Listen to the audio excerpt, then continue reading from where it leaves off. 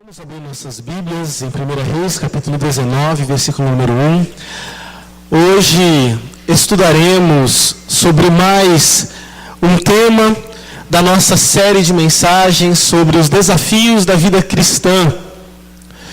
E falaremos hoje sobre um tema que é muito atual, que é muito pertinente, pois ou em um momento da nossa vida passamos ou conhecemos alguém que passa por essas crises emocionais, na qual hoje estudaremos sobre a depressão. A depressão. E falaremos sobre a depressão com base na vida de Elias, do profeta Elias, nesse texto que se encontra em 1 Reis, capítulo 19, versículo número 1. Todos acharam? 1 Reis, capítulo 19, versículo número 1. Antes de lermos a palavra, já vamos orar pedindo que Deus nos abençoe, pedindo que Ele ministre e fale a cada um dos nossos corações. Pai querido, nós estamos aqui diante da Tua palavra que é santa e que é poderosa. E pedimos em nome do Senhor Jesus que a Tua graça, que a Tua bondade, que a Tua compaixão seja sobre cada um de nós. E que agora, através do estudo, da reflexão da Tua palavra, possamos compreender a profundidade dos Seus planos para nossas vidas. O Senhor sabe, ó Pai, a dor que muitas pessoas sentem ao entrar na caverna da depressão, ao passar pela angústia, pelo desespero da alma, por verem seus corações cativos, ó Pai, na tristeza, no sofrimento. Mas nós cremos, através da Sua palavra, que a Tua luz pode brilhar em todos os corações. Por mais angustiados que estejam, a Tua palavra tem o poder de trazer libertação e vida para fazer infinitamente mais do que tudo o que podemos pensar, pedir ou imaginar. Por isso colocamos a nossa vida diante de Ti e pedimos que o Senhor fale conosco, nos dando entendimento, trazendo cura, trazendo restauração e o conhecimento da Tua palavra sobre cada um de nós, pois é em Cristo Jesus é que clamamos pela Tua presença hoje e para sempre nas nossas vidas. Amém. Amém. Vamos ler a palavra do Senhor. Acompanhe comigo. Acabe fez saber a Jezabel tudo quanto Elias havia feito e como matara todos os profetas à espada. Então Jezabel mandou um mensageiro a Elias a dizer-lhe, façam-me os deuses como lhe aprouver, se amanhã a esta hora não fizer eu a tua vida como fizeste a cada um deles. Temendo, pois, Elias levantou-se para salvar a sua vida, se foi e chegou a Berseba, que pertence a Judá, e ali deixou o seu moço.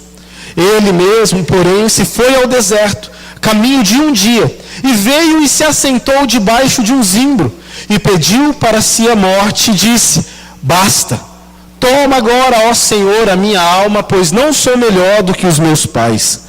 Deitou-se e dormiu debaixo do zimbro. E eis que um anjo tocou e lhe disse, levanta-te e come. Olhou ele e viu, junto à cabeceira, um pão cozido sobre as pedras em brasa, e uma botija de água.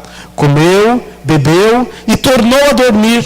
Voltou segunda vez o anjo do Senhor, tocou-lhe e disse, levanta-te e come, porque o caminho te será sobre modo longo. E levantou-se, pois, comeu e bebeu, e com a força daquela comida, caminhou 40 dias e 40 noites até Horebe, o monte de Deus. E ali entrou em uma caverna, onde passou a noite. E eis que lhe veio a palavra do Senhor, e lhe disse, o que fazes aqui, Elias? E ele respondeu, eu tenho sido zeloso, Senhor, Deus dos exércitos, porque os filhos de Israel deixaram a tua aliança, derribaram os teus altares e mataram os teus profetas à espada. E eu fiquei só, e procuraram tirar minha vida. Disse-lhe Deus, sai e põe-te neste monte perante o Senhor. E eis que passava o Senhor. E um grande e forte vento fendia os montes e despedaçava as penhas diante do Senhor. Porém, o Senhor não estava no vento. Depois do vento, um terremoto, mas o Senhor não estava no terremoto. Depois do terremoto, um fogo, mas o Senhor não estava no fogo. E depois do fogo, um cicio tranquilo e suave. Ouvindo, Elias envolveu o rosto no seu manto e saindo pôs-se à entrada da caverna. E eis que lhe veio uma voz e lhe disse: o que fazes aqui, Elias? E ele respondeu: tenho sido extremamente zeloso, Senhor, Deus dos exércitos, porque os filhos de Israel deixaram a tua aliança, derribaram os teus altares e mataram-me e procuram tirar minha vida. E eu fiquei só. E procuram tirar minha vida. Versículo 15. Disse-lhe o Senhor: vai, volta ao teu caminho para o deserto de Damasco. E em chegando lá, unge a Azael, rei da Síria, a Jeú, filho de Nimsi, ungirá sobre o rei de Israel, e também Eliseu, filho de Safaté, de Abel, Maolá, ungirá profetas em seu lugar. Quem escapar da espada de Azael, Jeú matará. Quem escapar da espada de Jeú, Eliseu matará. E também conservei em Israel 7.000, todos os joelhos que não se dobraram a Baal, e toda a boca que não o beijou. Amém. Até aqui. Queridos, hoje falaremos sobre esse tema que tem abatido muitas vidas, que é a depressão. A depressão. Eu não sei se você já teve uma experiência de passar por uma tristeza profunda no seu coração. Eu não sei se você já passou por algum momento quando a depressão te alcançou. Quando parece que a vida ficou acinzentada, aonde a alegria se foi, aonde você entrou numa noite escura da alma, aonde você perdeu a razão de viver, perdeu o sentido da vida, perdeu os propósitos da sua existência. Essa palavra é para a gente procurar entender um pouco mais sobre esse mecanismo, sobre todos os sintomas, e como que a palavra de Deus também pode trabalhar na nossa vida sobre alguém que passa por esses momentos, sobre alguém que está vivendo por isso.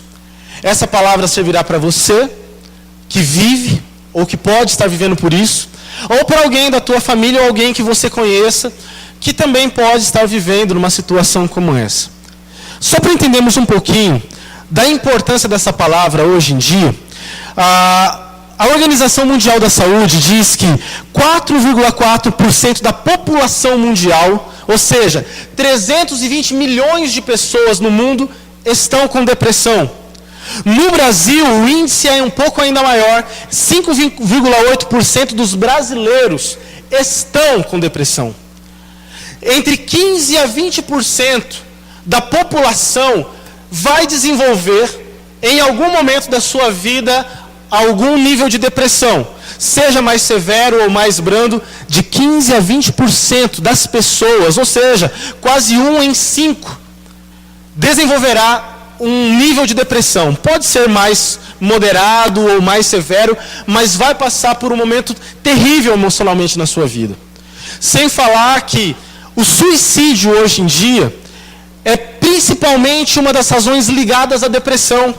A depressão tem sido um dos grandes fatores que tem levado as pessoas a se suicidarem.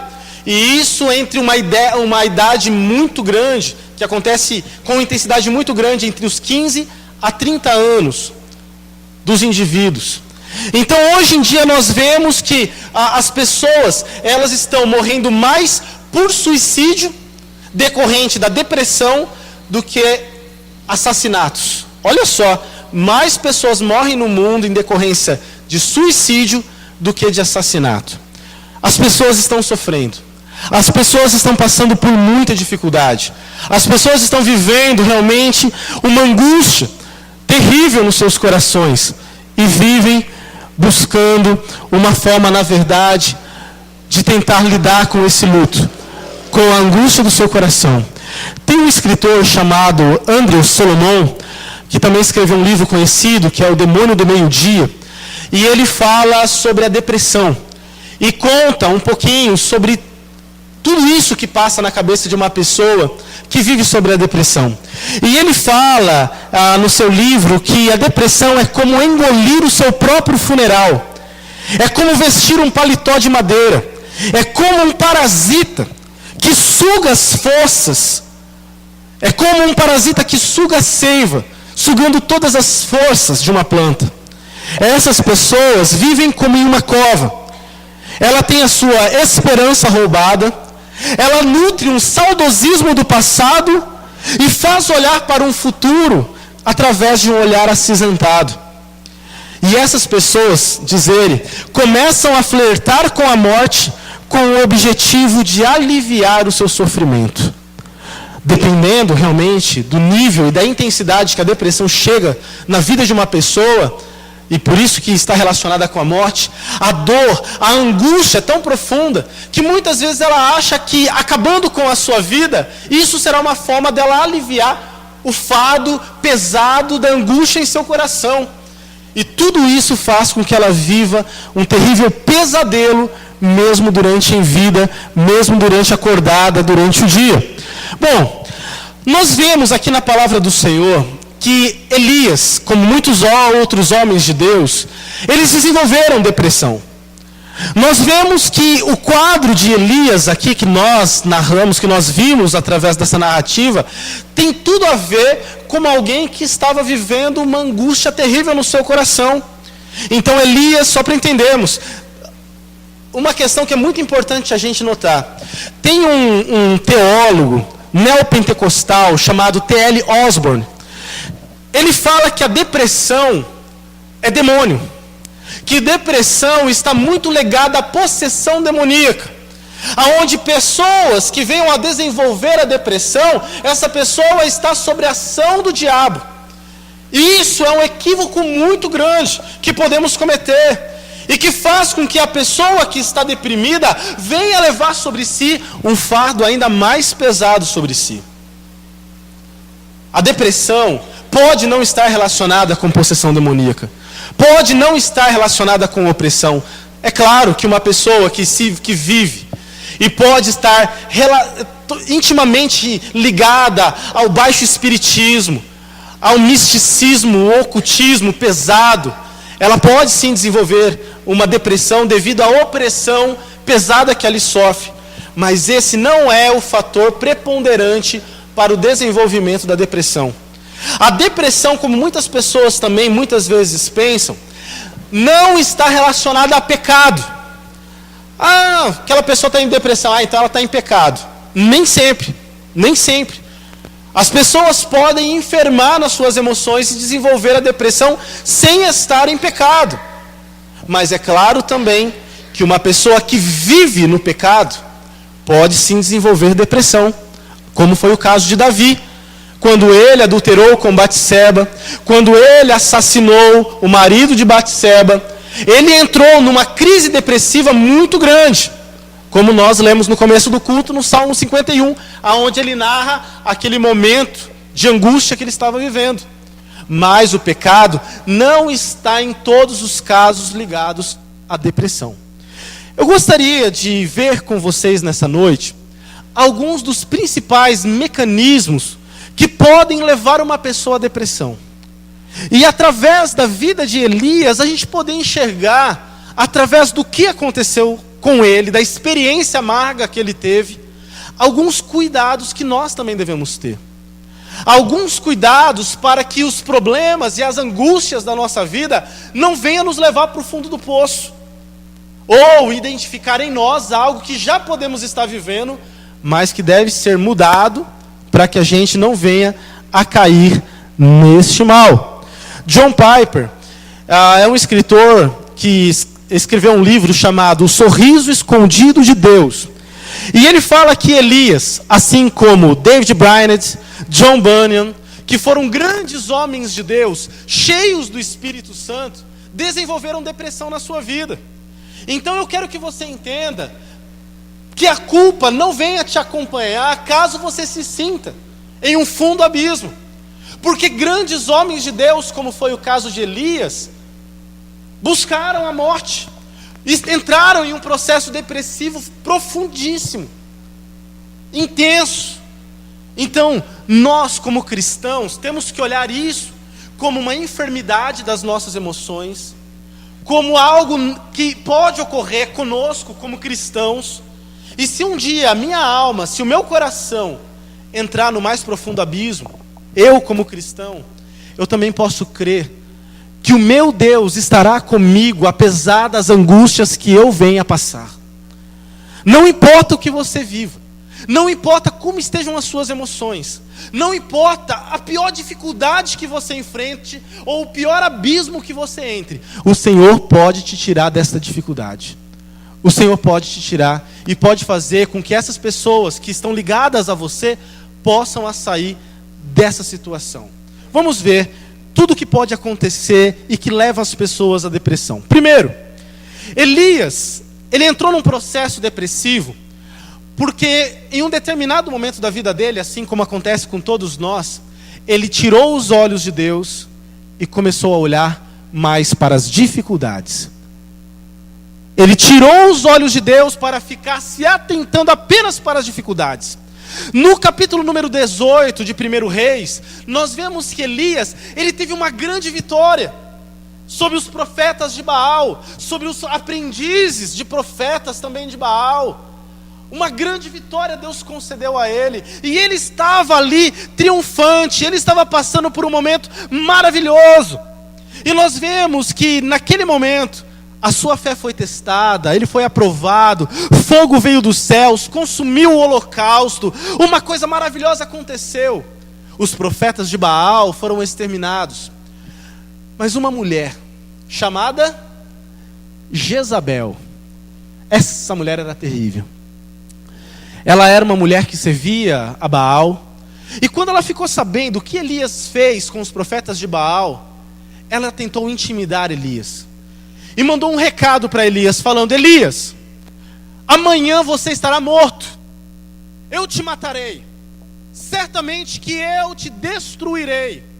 E Elias recebeu essa notícia, e essa notícia caiu de uma tal forma, de uma profundidade tal no coração dele, que ele se abala.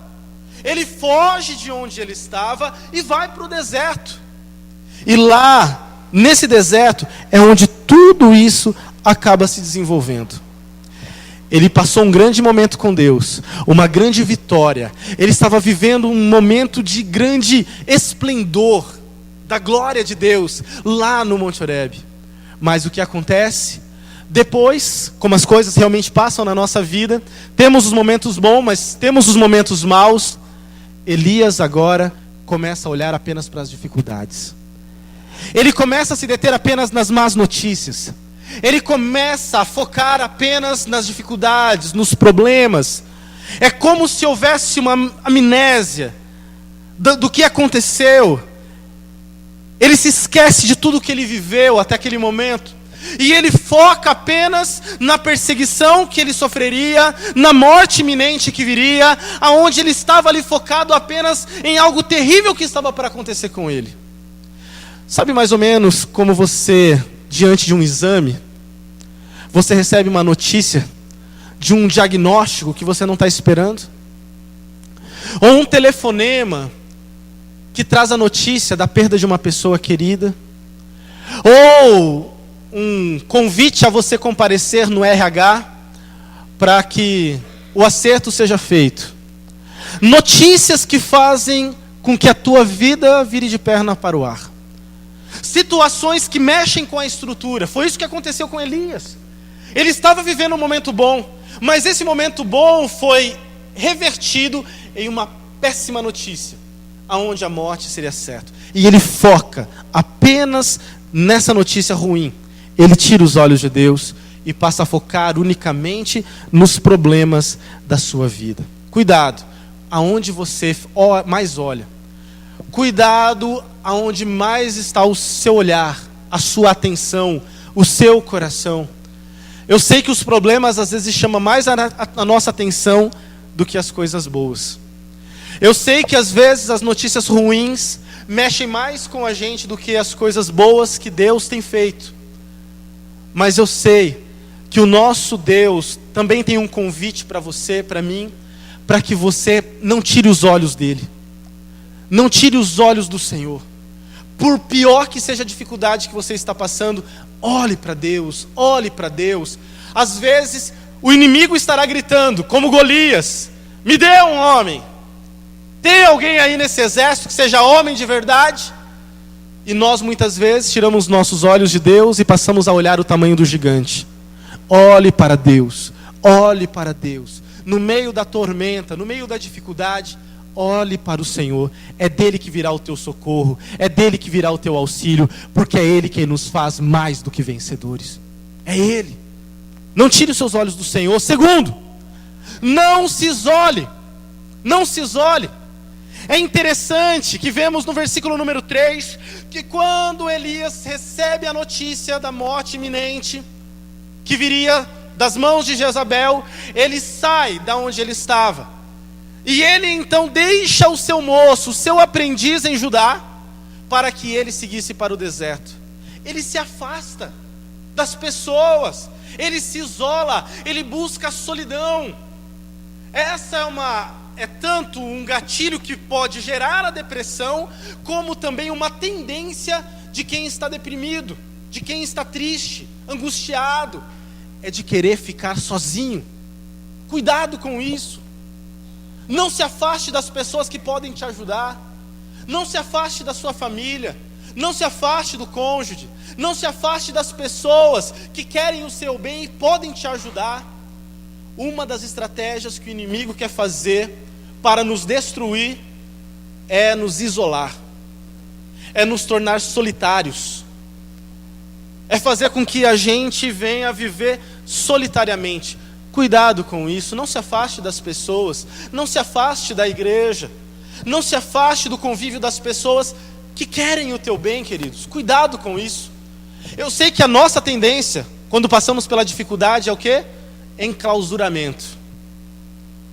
É a solidão, é o quarto, é o sono, é a busca pelo útero, é a gente buscar novamente aquele cantinho solitário, mas que tentamos encontrar um conforto que na verdade não vai trazer esse conforto. Pelo contrário, vai nos tornar ainda mais vulneráveis, vai nos tornar ainda mais sujeitos a uma crise ainda mais profunda. Elias se isolou. Cuidado, não se isole, não se afaste dos seus parceiros de caminhada, das pessoas que estão com você na sua caminhada cristã. Terceiro, que é uma decorrência, Elias se sentiu sozinho. Ele se sentiu solitário. Ao não apenas estar sozinho, porque não é errado você às vezes se retirar, você estar sozinho, mas um grande problema também é você se sentir sozinho. Percebe? Elias, no seu desabafo, ele fala para Deus: olha, estou sozinho, eu fui o único que restei, eu estou sozinho diante disso, fui zeloso, mas agora eu estou sozinho. Percebe o que ele fala com essa palavra? Não tenho ninguém, estou solitário, estou sozinho. Na depressão, queridos, nós muitas vezes lutaremos com esse sentimento de solidão, de achar que ninguém nos apoia, de achar que não temos ninguém para contar, de achar que não tem ninguém para nos apoiar nesse momento de crise e de dificuldade. Cuidado com esse sentimento. Ele não é verdadeiro, ele não é real, assim como a voz que vem na nossa mente dizendo isso, trazendo esse sentimento no nosso coração. Você tem certamente pessoas que você pode contar. Você pode contar com esta igreja, você pode contar comigo, você pode contar com a sua família, talvez você pode contar com alguns amigos, mas você procure ajuda. Se você está achando que você está sozinho, clame para Deus, para que Ele abra os seus olhos. Deus depois fala para Elias: Elias, você não está sozinho não, meu camarada, você tem muita gente também. Eu separei em Israel 7.000 homens que não dobraram seus joelhos diante de Baal. Você não está sozinho. Se você procurar, vai ter um time que vai andar com você, que vai lutar com você, que vai estar com você. Percebem? Não se isole. E também lute contra esse sentimento de solidão. Esse sentimento é terrível, é nocivo, é pernicioso, é destrutivo para todos nós. Cuidado com o sentimento de solidão. Quarto, Elias se sentiu fracassado. Fracassado. Dá para entender isso? Que coisa. Ele diz, olha só o que ele fala no versículo número 4. Basta, agora, Senhor, toma minha alma, pois eu não sou melhor do que os meus pais. Ele estava se sentindo, sabe, uma pessoa derrotada, sem forças, sem energia, sem vitalidade. É interessante isso, porque ele acabou de ver a glória de Deus se manifestando no Monte Horebe, no Monte Carmelo, e ali, agora, um dia depois, ele está se sentindo derrotado. É interessante como as nossas emoções oscilam, não é verdade? Nós somos assim às vezes. Às vezes acordamos bem, daqui a pouco acontece alguma coisa. Agora vai, eu vou vencer, vai dar tudo certo, eu vou conquistar. E daqui a pouco, não quero nem sair de casa hoje, estou mal, não estou legal. Não somos assim? Elias estava passando por isso. Ele estava vivendo um fracasso nos seus sentimentos. Ele estava vivendo uma depressão que estava fazendo com que ele vivesse não uma realidade, mas ele estava vivendo um saudosismo fatal para ele, através de lembranças do que Deus fez. Não sou melhor do que os meus pais. Percebe? É quando você olha para a tua vida e fala, eu não tenho nada de bom agora, nada dá certo para mim agora, a minha vida acabou o sentido agora. Bom era quando eu tinha. Tempo bom é quando eu morava. É quando eu era. Percebe um saudosismo? É quando aquela pessoa ainda estava comigo. É quando eu ainda trabalhava naquele local. É quando eu ainda tinha saúde. É quando. Então, ou eu vivo de um saudosismo nocivo, ou se não, quando eu começo a olhar tudo para o meu futuro acinzentado, sem sentido, sem sabor, esperança, não tem mais. Eu não quero pensar no amanhã. O meu hoje está sendo tão ruim para mim, que tudo que eu quero é me livrar dessa dor, dessa angústia do meu coração. Mas quais são seus planos? Não tenho plano, eu não quero nada, eu não sonho mais nada, acabou tudo para mim. Não tenho mais sentido. E o inimigo, presta atenção nisso. O inimigo, queridos, ele é profissional. O diabo é profissional para lançar no nosso coração lembranças de um tempo que se foi, apenas para afirmar o medo do presente da minha vida. Ele faz com que foquemos no passado glorioso, de algo que foi, apenas para afirmar a tristeza do presente. Ele fala, tá vendo? Sua vida não vale nada mesmo, tempo bom era quando você foi, é quando você tinha, agora acabou, isso daí ficou para trás, é a história dos seus pais, é a história das outras pessoas, a tua vida é uma desgraça, a tua vida não presta para nada, você não serve para viver, e as setas do inimigo vêm no nosso coração. Outra questão cuidadosa dentro disso também, de nos sentirmos fracassados, comparações, cuidado com as comparações. Elias, ele fala isso aqui nessa frase, né? Que sou melhor do que os meus pais, é quando você olha os grandes feitos do passado, e você fala, meu Deus, eu nunca vou ser isso. Bom era quando, nossa, minha mãe sim, ela era uma guerreira, meu pai está aqui, minha mãe está aqui, puxa, olha, pessoas firmes são os meus pais, eu nunca vou conseguir, meu pai é guerreiro, ele conseguiu vencer, mas o que sou eu? Eu nunca vou conseguir ser como ele. Percebem? Comparações? Cuidado com isso. Às vezes, no momento da crise, nós começamos a olhar para os lados. Olha só, já deixamos de olhar para Deus, e agora eu começo a olhar para os outros, e começo a ver que talvez eu não sou como o outro. Não sou como a minha irmã, não sou como o meu irmão, não sou como aquele meu amigo, eu não sou como aquela pessoa que trabalha comigo, eu não estou vendo tantos resultados acontecerem como o outro Está acontecendo. Então, no meio dessas comparações, eu vou a cada dia mais cavando a minha cova. Eu esqueço da minha identidade, da minha singularidade, da minha pessoalidade única com Deus, e começo a olhar para os outros. E como eu não sou como o outro, é claro que não sou como os meus pais, como os meus amigos, como as outras pessoas, eu acabo ainda mais indo para o fundo de um poço que é terrível. Não dá para a gente imaginar algo assim. Quinto, cansaço físico e emocional. Cuidado com isso. Cansaço físico e emocional. Isso pode ser um gatilho da depressão para todos nós. Para todos nós. É interessante que quando nós vemos Elias fugindo do monte, indo em direção ao deserto, depois que ele deixa seu moço, ele anda mais um dia, encontra uma pequena árvore, deita debaixo e ele dorme copiosamente. Ele dorme. Você vê que ele estava exausto. Você vê que ele estava cansadíssimo. Não havia mais forças. Queridos, é interessante que dois momentos que temos que tomar muito cuidado. Eu quero que você olhe para o teu coração e perceba isso com a maior rapidez possível, antes que a gasolina acabe e o seu carro pare no meio da rua. Cuidado com a luzinha que está acendendo ali, que você acha que ainda dá para fazer as correrias, você pode ficar sem gasolina. Olhe para o teu coração e perceba duas coisas.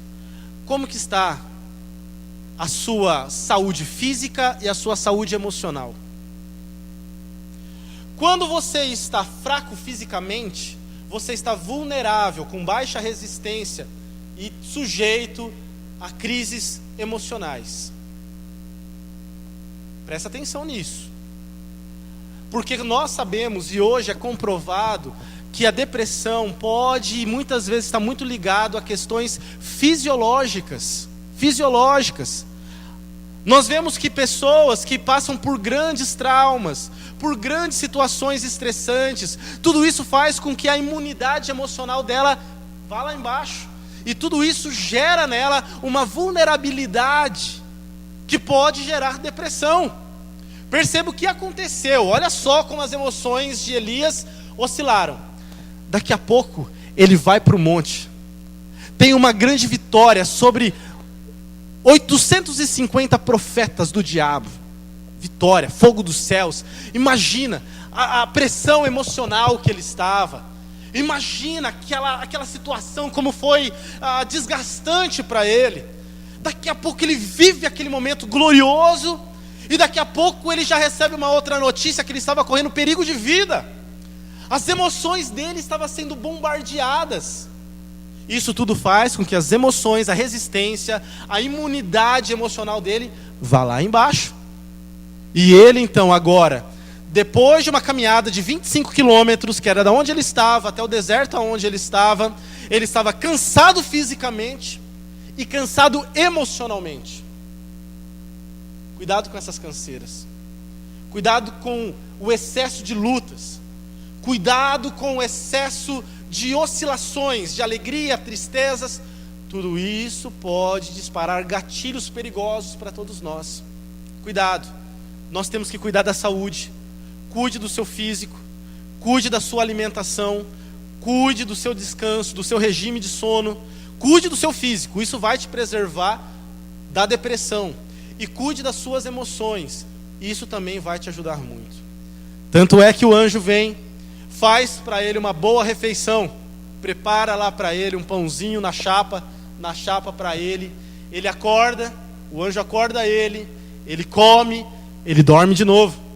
Daqui a pouco o anjo acorda ele de novo. Vamos, meu camarada, vamos comer, porque a caminhada é longa. Ele come mais um pouco e daqui a pouco ele segue a caminhada de 40 dias e 40 noites até um outro processo que a gente vai ver que é muito interessante, que devemos tomar cuidado.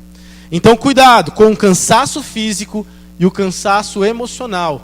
Vigie isso antes que seja tarde demais. Não espera você entrar numa estafa. Não espere você chegar no fundo do poço, no limite, no esgotamento emocional e físico, para depois você procurar ajuda. Não faça isso. Seja preventivo. no seu cuidado emocional e físico. Isso vai te ajudar muito. Sexto, outro perigo que Elias correu foi de enfrentar um real perigo de vida. Olha só, ele foi ameaçado de morte. Procuram tirar a minha vida. Jezabel mandou matá-lo. Olha só, a vida dele estava em risco. A depressão, queridos, eu quero que você entenda uma coisa. A depressão nada mais é do que um mecanismo de defesa do nosso organismo. E muitas vezes entramos num processo depressivo, não porque queremos morrer, mas porque queremos viver. Então o que acontece? Elias estava sendo ameaçado de morte, mas para preservar a sua vida, para querer se livrar nisso, ele entrou dentro dessa caverna emocional. Muitas vezes nós olharemos para a nossa vida e correremos riscos. Veremos que a nossa vida está em risco. Veremos que nossos relacionamentos estarão em risco. Veremos que a nossa vida profissional está em risco. Vida conjugal estará em risco. Veremos que a nossa vida estará correndo risco. Cuidado com esses momentos. Porque são momentos que mexem de uma forma demasiada com todos nós. E nós precisamos tomar muito cuidado com esses momentos onde a nossa vida está correndo perigo. Elias estava vivendo tudo isso. Então ele foge, então ele se esconde, e ele busca refúgio, até que naquele deserto, desejando a morte, algo maravilhoso acontece. Sabe o que acontece? O nosso Deus Todo-Poderoso o encontra. No meio da pior crise de sua história, à beira de um sentimento de morte, achando que sua vida perdeu o sentido, Deus o encontra. É interessante isso. Olha que cuidado que Deus tem com a gente, queridos. Elias não buscou a Deus, foi Deus que buscou ele. Que coisa maravilhosa é a gente saber que mesmo que pai ou mãe venha nos abandonar, que mesmo que as pessoas nos abandonem, o Senhor, nosso Deus, jamais desistirá de nós. Talvez você esteja enclausurado, desistiu da vida, se demitiu da sua própria existência, mas é interessante que o Senhor, Ele vai ao teu encontro, Ele vai até você, Ele te busca como um filho amado. Você é a ovelha perdida, desgarrada, correndo perigo de vida, e Ele vai até você para restaurar a tua vida, restaurar a tua história, restaurar tudo que você é aos olhos dEle. Ele vai te encontrar. Creia nisso, Ele te encontrará, mesmo em meio à escuridão existencial do teu ser, Ele te encontrará. Não tem para onde você vá que Ele não te encontre, porque como diz o salmista, se eu subir ao mais altos céus, lá estarás. Se eu descer no mais profundo abismo, lá estarás também. O Senhor, Ele te conhece e Ele estará com você aonde você estiver. Aleluias. Deus encontra Elias naquele deserto, e ali começa um processo terapêutico da parte de Deus. Andrew Solomon, ele diz que a depressão precisa ser tratada com terapia, remédios muitas vezes, e muita fé. E muita fé. Esse processo que vem na vida de Elias é maravilhoso, porque Deus não o abandona, Deus vai ao encontro dele, manda o seu anjo para o proteger e o guardar. Segundo, Deus prepara para ele uma boa gastronomia, uma boa refeição, uma boa alimentação. Cuide da sua alimentação. Isso tem uma influência maior do que nós podemos imaginar na nossa saúde emocional. Uns tempos atrás nós fomos fazer um retiro, eu, o pastor João, o pastor Marco e o Marcos também lá de Galha. E eu achei interessante que o Marcos, o pastor Marco, ele tem toda a refeição dele, né, Marco? Ele levou todo o esqueminha dele lá, belezinha, aquela refeição tudo saudável. A gente já foi para fazer um churrascão e ele chegou lá com os seus alimentos. Como é que é aquela conserva que você levou, né? Com torradas. Falei, olha só, que come saudável. Tá certo. Precisamos cuidar da nossa saúde física, da nossa alimentação. Terceiro, na verdade, além da boa gastronomia que Deus preparou para Elias, sonoterapia. Durma bem. dormir é um santo remédio. É claro que não vai também só dormir também, que aí já é preguiça, né? Mas o sono é terapêutico, queridos. O Senhor deixa Elias dormir bastante, porque nós não sabemos o quanto o sono é reparador para nós. O sono libera enzimas importantíssimas no nosso organismo, para nos restaurar, para nos tratar do físico. Cuidado com as poucas horas de sono que você pode ter na noite. Cuidado de dormir muito tarde, acordar muito cedo e comer o pão que penosamente granjeaste, porque o Senhor é quem dá àqueles que dormem. Enquanto dormimos, o Senhor está trabalhando. Descanse mais. Reponha as suas energias através do seu sono, e um bom sono. Como nós precisamos disso? Quarto, voltando para o lugar da revelação. Olha que coisa linda. Deus encontrou Elias, Deus fez uma boa refeição para Elias, Deus dá uma boa noite de sono para Elias, e Deus leva Elias de volta para o lugar de revelação. Que coisa maravilhosa. Elias superou o seu estado depressivo, porque Deus o mandou de volta ao lugar da revelação, no Monte Horebe, o monte de Deus. Elias come, Elias dorme, come e come mais um pouco, e daqui a pouco o anjo fala: vamos, camarada, agora é hora de caminhar. Sua vida não acabou. Sua vida não acabou. Você terá que fazer uma peregrinação de 40 dias e 40 noites. Olha como ele se restaurou. Ele caminha 40 dias e 40 noites. Vai. Até chegar no monte de Deus. Ele entra em uma caverna. E aqui tem um detalhe muito importante que eu quero que você se atente. Ele entra naquela caverna. Quem que aparece para ele agora? Quem que ele ouve? Deus. Até então era o anjo do Senhor. Agora o próprio Deus o visita. Ou seja, Deus restaurou a comunhão que Elias precisava ter com Deus. Ele volta a ouvir a voz de Deus. Ele volta a ouvir a palavra do Senhor no seu coração, como um profeta do Senhor. Deus restaura a vida espiritual dele e fala: Elias, meu camarada, o que você está fazendo nessa caverna? E então, olha que interessante que diz o texto, que Deus então permite com que um terremoto venha, rompendo as rochas ali da frente da caverna. E Deus não estava no terremoto. Deus lhe manda então fogo lá fora da caverna. Deus estava no fogo? Deus não estava no fogo. Coisas sobrenaturais estavam acontecendo fora da caverna. E o texto deixa muito claro para nós. Olha só que coisa maravilhosa. Olha o versículo número 11. Disse-lhe Deus: sai e dispõe-te nesse monte perante o Senhor.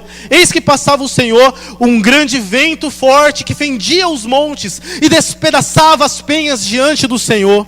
Porém o Senhor não estava no vento. Depois do vento um terremoto, mas o Senhor não estava no terremoto. Depois do terremoto um fogo, mas o Senhor não estava no fogo. E depois do fogo uma brisa suave e tranquila. Deus se revelou para Elias de uma forma diferente da que ele estava acostumado. Como profeta que era Elias, ele estava acostumado a ver morto ressuscitar. Ele estava acostumado a ver Deus agindo através de fogo caindo dos céus. Ele estava acostumado a ver coisas esplendorosas acontecendo. Mas agora Deus vira para ele e fala com ele de uma forma diferente. Deus fala com ele através de uma brisa suave. Às vezes queremos que o Senhor fale conosco de formas grandiosas, esplendorosas. Mas precisamos entender que Deus ele é tão poderoso para afinar a nossa sensibilidade espiritual, a ponto de ouvirmos a sua voz numa brisa da manhã, num pôr do sol, através da natureza, do canto de um pássaro. Deus ele é poderoso para manifestar a sua grandeza ao olharmos para os céus, a vermos a sua grandeza na vida de uma criança. Não precisamos esperar grandes coisas acontecerem, para que Deus se manifeste na nossa vida, para termos a certeza que Deus está conosco. Muitas vezes queremos prova que Deus esteja conosco, vendo paralíticos andarem, vendo coisas esplendorosas acontecendo. Isso pode acontecer? Pode, mas veja Deus nas pequenas coisas da vida. Veja Deus na alegria dos seus filhos, veja Deus através da sua vida, veja Deus no agir simples dele do seu dia a dia. Ele quer falar com você através da simplicidade da vida. E foi isso que Deus fez com Elias. Restaura ainda a comunhão de uma forma ainda mais sutil, mais suave, mais afinada, de uma forma que até então ele não tinha provado. A sua visão, a sua comunhão foi restaurada. E mais, a sua vocação foi restaurada. O chamado, a missão de Elias como profeta foi renovado. Ele achou que a vida dele tinha acabado, não era? Para mim basta, acabou, não tenho mais nada que fazer. Deus, eu quero ser promovido para a glória, para mim acabou, não quero mais viver, não quero. Deus vira para Elias e fala: Elias, o que você está pensando, meu camarada? Volta para o seu caminho.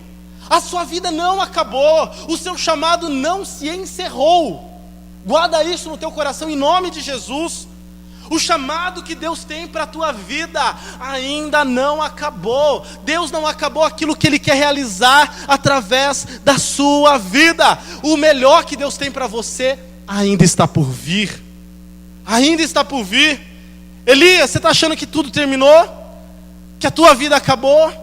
Que já não tem mais nada que te espera? Eu quero te dizer, Elias, que o seu ministério ainda não chegou ao fim, porque você ainda vai ungir o próximo rei da Síria, Azael.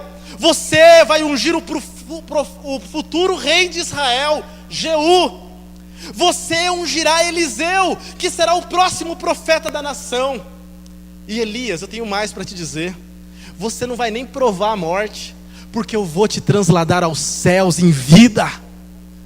Você percebe isso?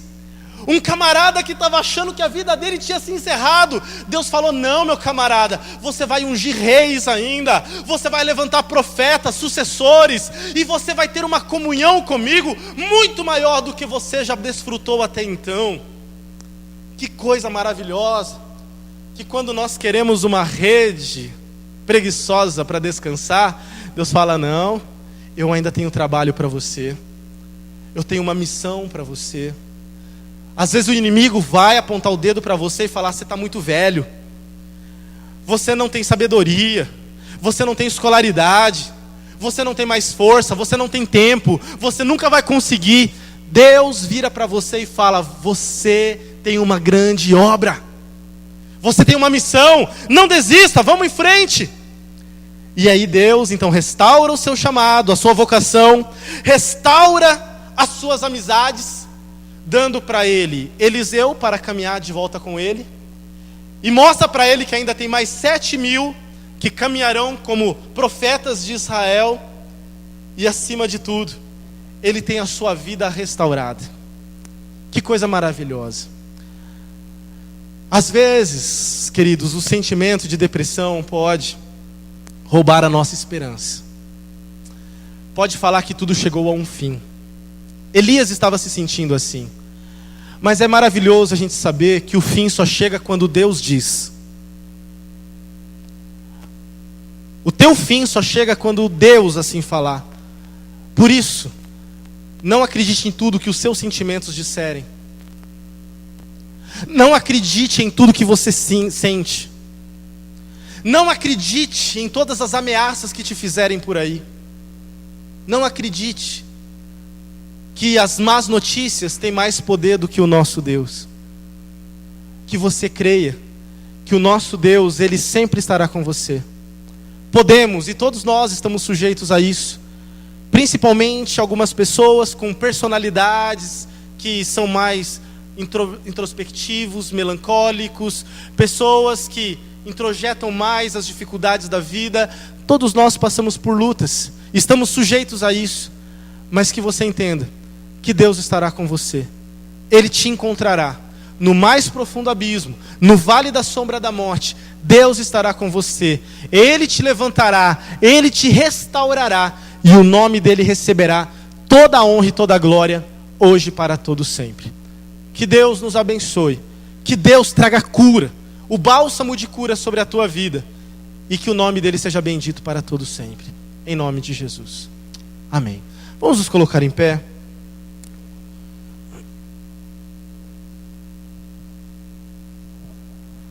Coloque teu coração diante do Senhor. E eu quero orar especialmente com você que tem passado por esse cativeiro da alma, que tem tentado te aprisionar em seus sentimentos, em suas emoções.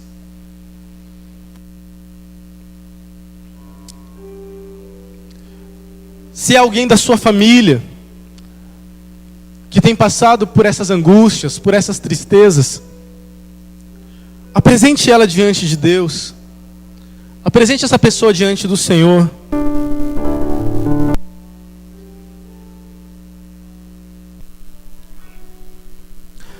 Assim como o Senhor encontrou Elias naquele deserto, assim como o Senhor encontrou Elias naquela caverna, o Senhor, Ele é poderoso para te encontrar.